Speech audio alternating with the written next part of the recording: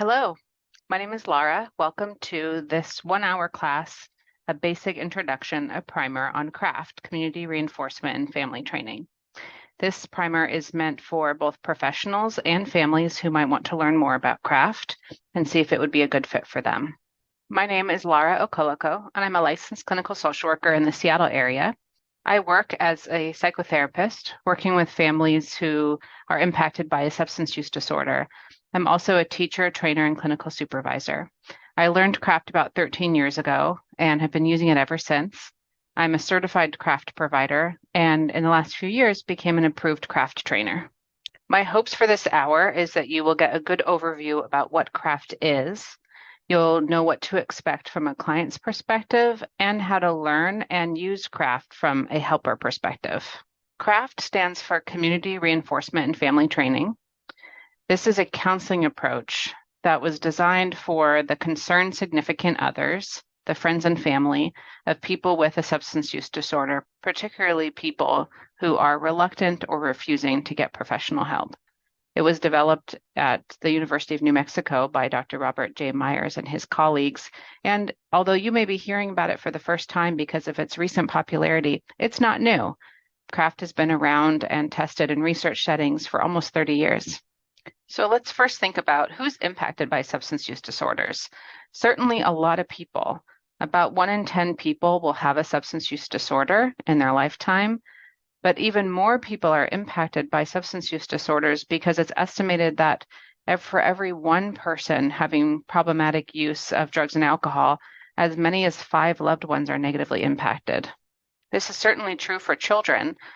As many as 1 in 8 children have a parent with an active substance use disorder, but it's also true of spouses and dating partners, best friends, siblings, grandparents, and many parents concerned about adult children. Our treatment system focuses primarily on the person with the substance use disorder as an individual and really leaves out families, even though it's usually the family member who is the one that's first seeking care, the one who might be most motivated to engage with professional help for the substance use disorder that's impacting their family. And the substance use disorder impacts them too. Family members are often providing support and care for their loved one, are often living with their loved one. People with substance use disorders and serious mental illness, particularly young adults, are more likely to be in daily contact or near daily contact with family. Also, family members can be very influential in a person's decision to enter treatment. So family members really can be a resource when they have the right skills. It might be helpful to understand how craft works to first think about the family as an ecosystem. The mental health treatment system, the addiction treatment system really asks us to just consider individuals as if we live independently, unaffected by our community, our family experience, our important relationships. But it might be more helpful to think about us as living within an ecosystem, a part of an ecosystem, in which changing any one part of that system has an impact on the whole. One of the theorists of family systems theory in psychology says if one doesn't see themselves as part of a system, then our only option is to try to get others to change or to withdraw from the relationship. But once we see ourselves as part of a system, a new option emerges to stay in contact with others and change the self. This is one of the foundational ideas of craft, is that by changing one part of the system, how the concerned significant other interacts with their loved one, particularly around the substance use behaviors, we change the system as a whole. And that doesn't give us control over any particular person or element of the ecosystem, but it's an acknowledgement of the interdependence of a system. Let's next talk about the spirit of craft. The spirit of craft is at least as important as the actual procedures of doing craft.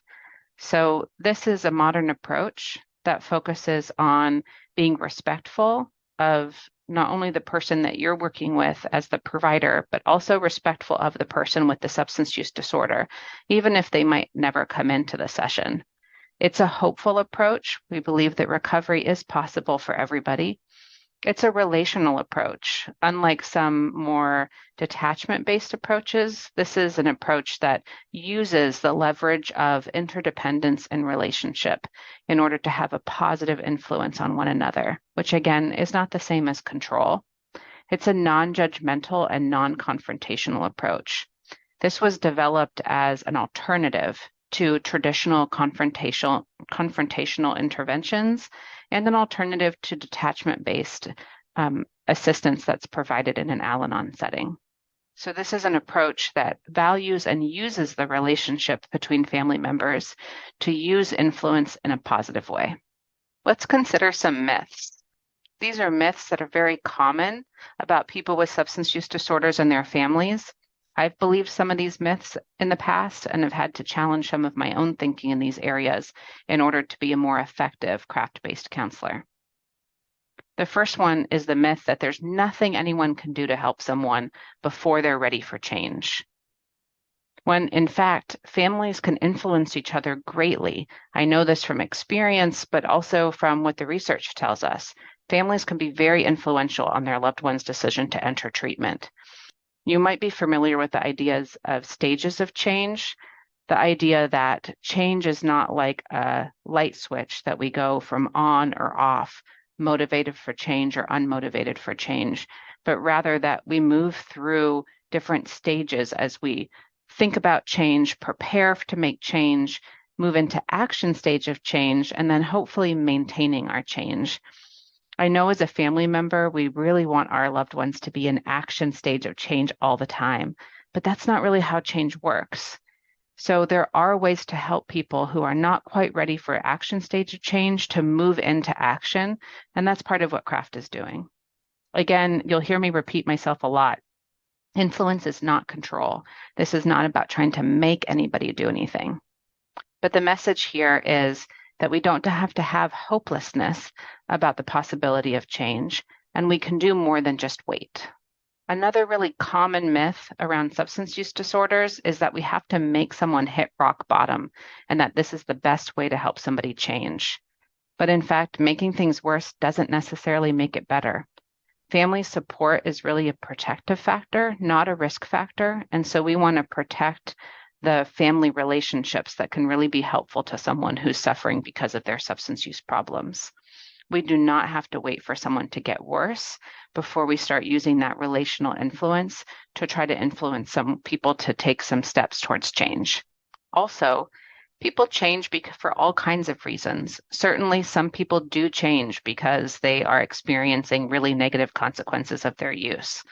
But also, people change because they want to work towards something positive, or because there's been a change in their life, like becoming a parent. Or sometimes, yes, people change because they want to please a family member or get out of trouble, or all kinds of reasons that we're all motivated to change things in our life, sometimes for more pure motivations and sometimes for mixed motivations. But motivation's motivation, and people change for all reasons. Another myth is that if people aren't ready to quit all substance use for total abstinence right now, then there's nothing we can do. They're just not ready for change. In fact, positive change begets positive change.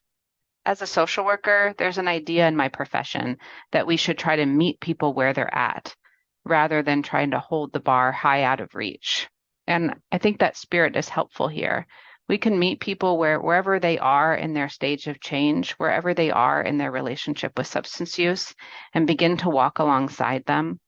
My experience is that when people start taking some steps towards positive change, that momentum leads to other steps for positive change.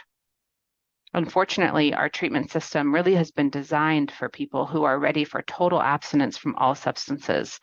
And that closes the door to a lot of entrances into getting help. This is an approach that encourages all positive change on the road to recovery. So what is it exactly, CRAFT? CRAFT is a series of skills or procedures that's taught to the loved one, the concerned significant other of the person with the substance use disorder. That's the client in CRAFT, the concerned significant other.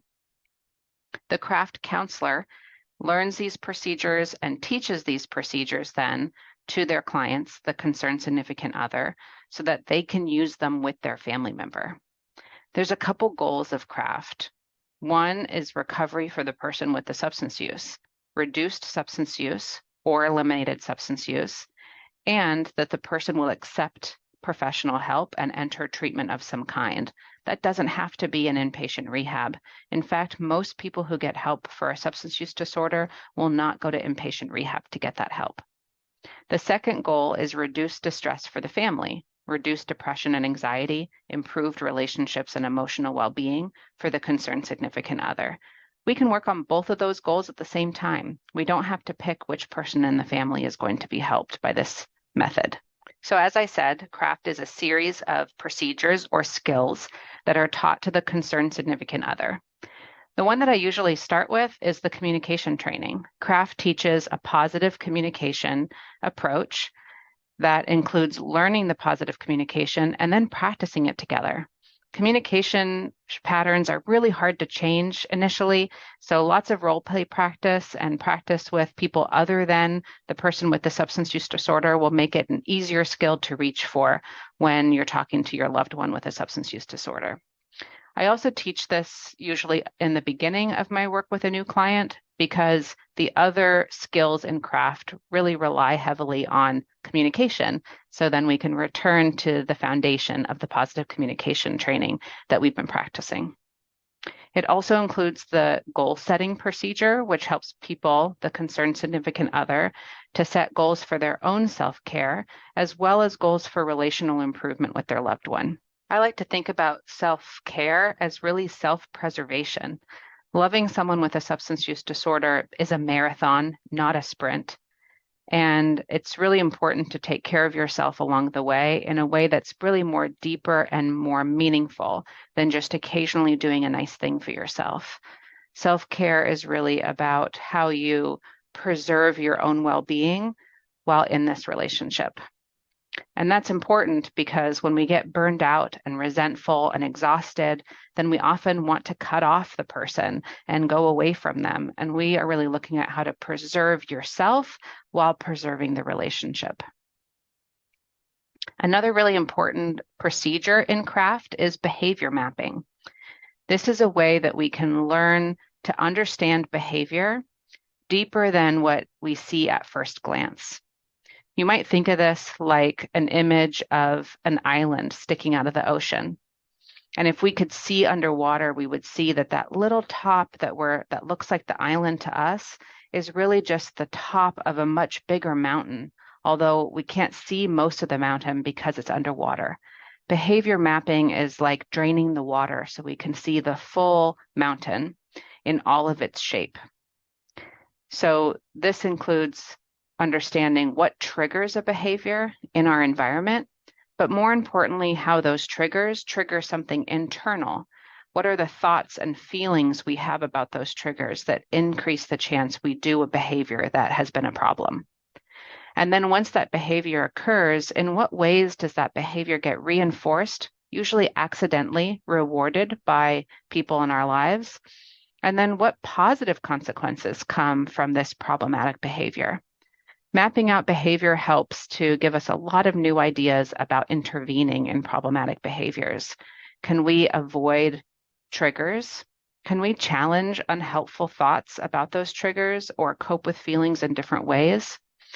For the family, can we learn to withhold rewards for behaviors that we don't actually want to encourage?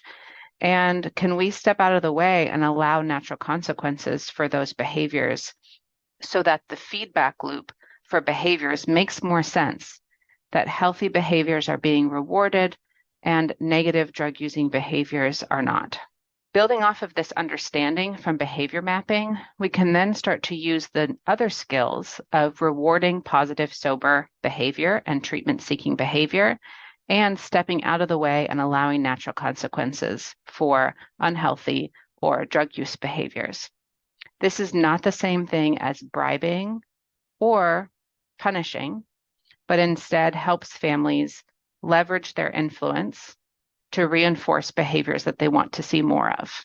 Because families who are living with a substance use disorder often are encountering a lot of problems related to the substance use, CRAFT has a procedure for problem solving, which helps the client and the counselor be in collaboration with each other to solve problems.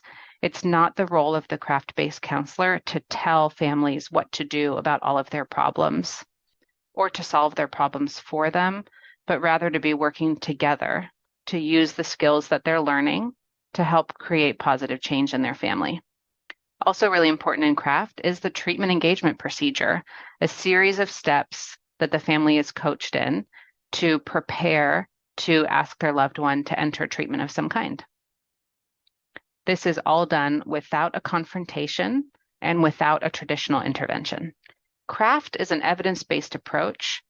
That means that in a research setting, we can compare the CRAFT approach to alternative approaches to see that a CRAFT-based approach is more effective than doing nothing or doing the comparison. There are a lot of research studies about CRAFT. Let me give you some information about one of the first ones. This took place in 1999 and was a randomized study looking at CRAFT compared to Alanon facilitation therapy and the Johnson Institute intervention, which is the traditional, more confrontational intervention approach that's been around since the 1960s. 130 family members answered the recruitment call and joined the study. Once they joined the study, they were put into one of three treatment categories. The first one was Alanon facilitation therapy. They received 12 sessions, 1 hour each, and the purpose was to help get family to attend Alanon meetings for support, to help them to accept powerlessness, and to emphasize detachment and self-care. The second comparison approach was the intervention approach. There were 6 sessions offered to each family of 2 hours each. 4 sessions were in preparation and training to conduct the intervention. Then there was the family confrontation meeting, the intervention itself, and then 1 meeting for post-intervention evaluation. Each of these groups were supervised by someone who was a practitioner and believer in their approach. Then the third group, which was the CRAFT group, family members were given 12 sessions of 1 hour each, and the purpose was to empower the family member, the concerned significant other, to influence change in their family. They trained the CSO in the behavior change skills I mentioned in the previous slides. The goal was to improve the CSO's quality of life and to prepare the CSO for treatment engagement with their loved one. This group was supervised by Dr. Myers, and the sessions were conducted by grad students trained by Dr. Myers in the CRAFT approach. Let's look at the demographics of who the 130 participants were. This is similar to other CRAFT studies. The average age was 47 years old. Mostly these were women. This was conducted in the Southwest. About 52% of the participants were white and 39 were Latino women. The little bit more than half of the participants had attended Alanon before, which is not surprising. Of these women, most of the participants were mothers. That's also really common as the person in the family who seeks help for a family member. So let's look at the outcomes of this study. So the main outcome we're looking at here is, did the CSO who attended their sessions in one of these 3 comparison groups, were they able to engage their loved one with an alcohol use problem into treatment? So the CRAFT group was successful in doing this about 2/3 of the time, the intervention group about 1 out of 4 times, and the Alanon group maybe 1 out of 10 times. Really interesting about the CRAFT group is that it took about an average of 6 sessions in order to see treatment engagement. And remember, the CSO, the concerned significant other, was the person attending the sessions. The person with the substance use disorder, often referred to as the identified patient, did not attend any of these sessions, yet the goal was that the IP, the patient, would enter treatment. One thing to know about interventions, this shows up in research settings, is that one of the reasons for its lower success rate in engaging people into treatment is that a lot of families who begin an intervention process won't complete it. So there's quite a bit of drop off. And for the Alanon group, I want to be fair to Alanon, which can be a really great support place for a lot of people, is that Alanon really doesn't have a goal of trying to get somebody else to do something. And so it isn't particularly good at it. However, it makes for a good comparison because it has been the predominant approach for concerned significant others for decades. The other thing to look at in these research outcomes is the well-being of the concerned significant other. Remember, CRAFT has 3 goals: reduced or eliminated substance use for the identified patient, treatment engagement for the identified patient, and reduced distress for the concerned significant other. So CRAFT research shows us that over time, from intake to month 3, so during the treatment approach, CSOs became less depressed as measured by depression inventory scores. But even better is that depression continued to drop even after they were no longer attending sessions, which is a great outcome. There have been a lot more studies about CRAFT since that one in 1999. This is a table showing just some of the research on CRAFT since then. And there are continued studies right now happening to compare CRAFT to other approaches or to look at adaptations of CRAFT or CRAFT in other settings. One of the biggest changes over time is that CRAFT, although originally designed for the loved ones of people with alcohol use disorders, we now know that CRAFT is also useful for people with any substance use disorder. And there's current research being done to look at the usefulness of CRAFT for people with serious mental illness, like those experiencing psychosis.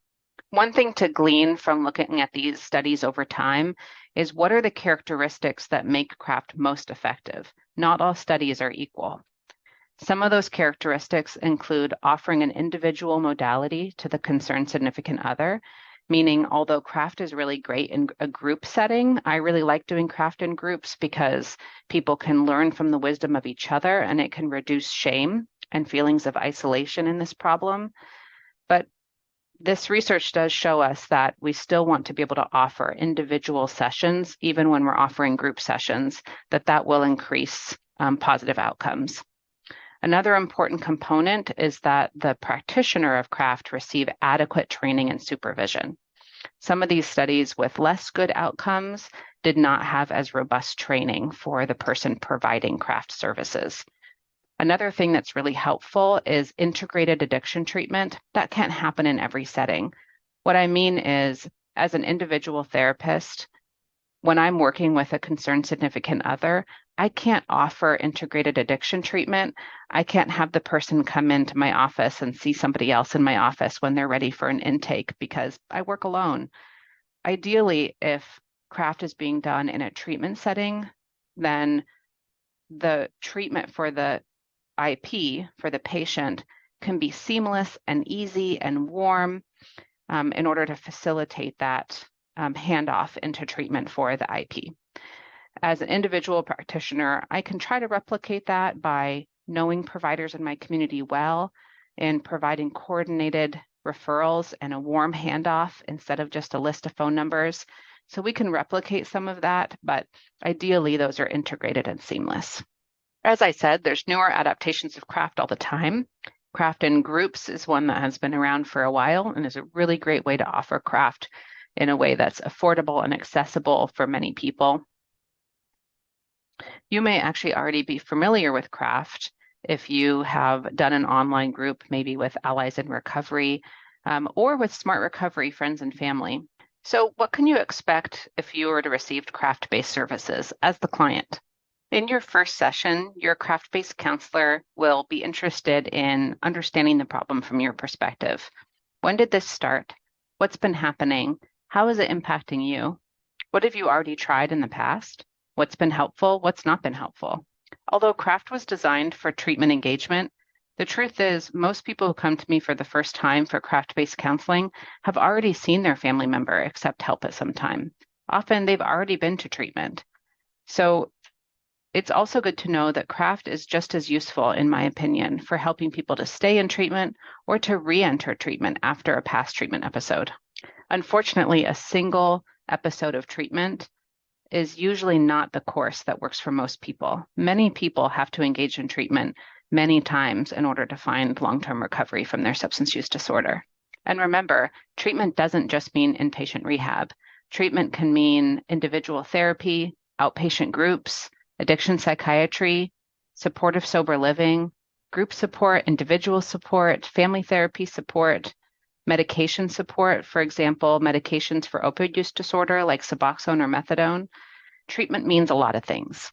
Also, in the first session, your counselor might talk to you about the goals of CRAFT, how the goal here is to help both you and your loved one. And they'll begin to talk to you about how they're going to do that using the CRAFT-based skills.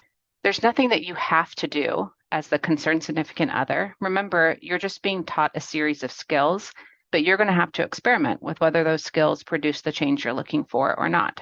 Your CRAFT-based counselor might ask you about safety. And if you have safety concerns, you feel unsafe at home or with your loved one, then hopefully they'll talk to you about a safety plan.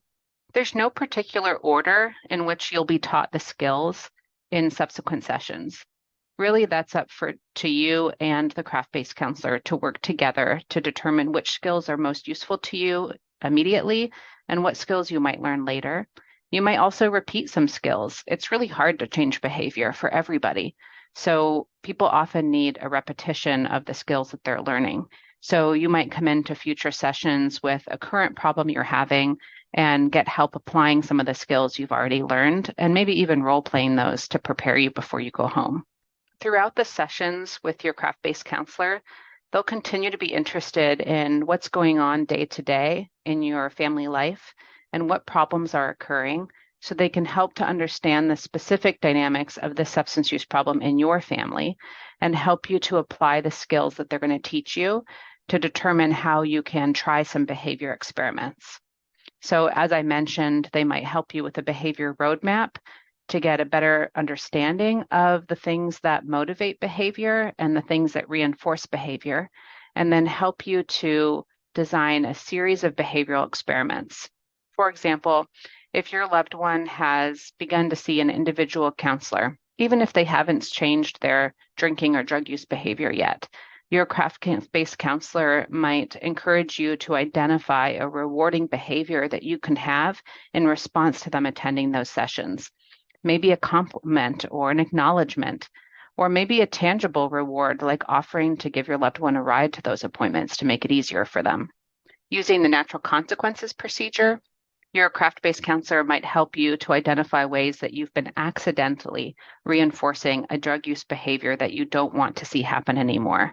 They might walk you through a series of questions to determine if this is a target for behavior change, if it's safe to allow, and to help you prepare for how you're going to withdraw your accidental support for this drug use behavior, how you're going to allow natural consequences to occur without your interference, and how that's going to be tolerable for you, and how you're going to communicate about it with your loved one. Your CRAFT-based counselor will also help you to identify potential treatment resources that are useful for you and your loved one, and then help you to prepare to talk to your loved one about trying treatment. They'll also help you to think about how you can take better care of yourself so that you can sustain yourself in this relationship. That might mean identifying boundaries that you haven't had before, or it might mean re-engaging in social relationships for support that maybe you've spent less time in because of this stressful thing in your life. Or maybe that means making time for yourself in a way that you have felt like it's been hard to do so that you can be more physically active or rest and sleep more. There's no one size fit all here for self-care. This is really about figuring out what would make a difference for you, what would make life more manageable for you. Hopefully, your CRAFT-based counselor won't ever tell you anything that you have to do, and hopefully won't tell you what you should do, but instead will help you figure out what you could do, maybe new behavioral approaches that you haven't tried before, or maybe returning to things that have worked in the past, but that have been hard to maintain. Overall, CRAFT should help you feel empowered in how to be in relationship with this person that you love very much. And remember, the overall goal here is that you increase your well-being as the concerned significant other, while you help your loved one to move more towards accepting help or changing and reducing their relationship with substances without treatment. Remember, positive change begets positive change. So even if your loved one doesn't accept help the first time you ask, we can ask again. Now, let's talk about how craft might be useful for you if you are the helper, a family therapist, an individual therapist, a substance use disorder counselor, or a trained peer helper. In training professionals to use craft, I've seen lots of settings that people can learn to use craft in. If you're an individual or family therapist, then you can add this to your set of skills for the families that you work with who have a loved one with a substance use disorder, which, as I mentioned in the beginning of this presentation, is a lot of people. Or you might work for a treatment center in which you have a family program already. Craft can help you to update some of those components of your family program. You can offer it as individual sessions to families, or in a workshop format, or ongoing group format. I've seen people use craft in groups for people who have a loved one not yet in treatment, as well as treatment centers who have used craft groups for the family members of people who have started in their treatment program. Even if you're not ready to do a training in craft and you're still considering, you could start with reading a book about craft. The treatment manual book has been recently updated and is now called the Craft Treatment Manual for Substance Use Problems. You can find it online through Guilford Press as a printed book or an ebook. The ebook also comes with reproducible materials, handouts that you can use with clients. But probably an easier book to start with is the Beyond Addiction book. It's my favorite book about craft, but there are now, thankfully, numerous books, podcasts, and ways to learn about craft. For family members, the book Get Your Loved One Sober was the first original book written by Dr. Myers. Beyond Addiction is a more expansive book, and the one that I recommend most to people. Most of my clients have found this book to be very helpful. And then there's a more recent book as well, The Compassion Antidote, which has some great examples of the way that craft has helped people.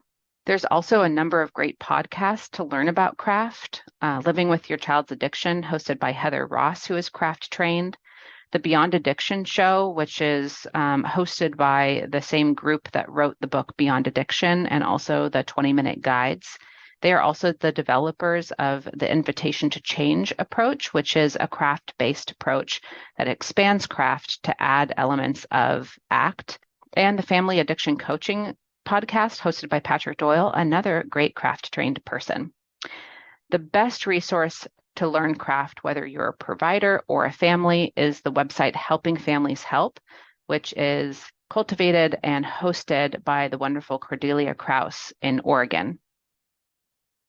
You will find everything you need to get started in understanding more about craft, including resources, books, readings, ongoing groups, upcoming research training opportunities, trainings by me or the other handful of people who do approved craft trainings. Everything can be found on the helpingfamilieshelp.com website. If you're a provider and you do know that you want to use craft with clients, then the first thing to do is to find an approved training. These are typically 12 to 14 hours in length to get the initial training in craft. Again, the place that you can find these is on the helpingfamilieshelp.com website. Any training that's open to anyone to register will be found on that website, regardless of who the trainer is.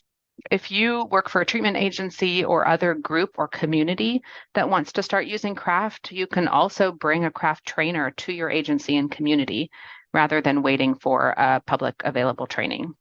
You could also check out other craft-related approaches. I mentioned Invitation to Change.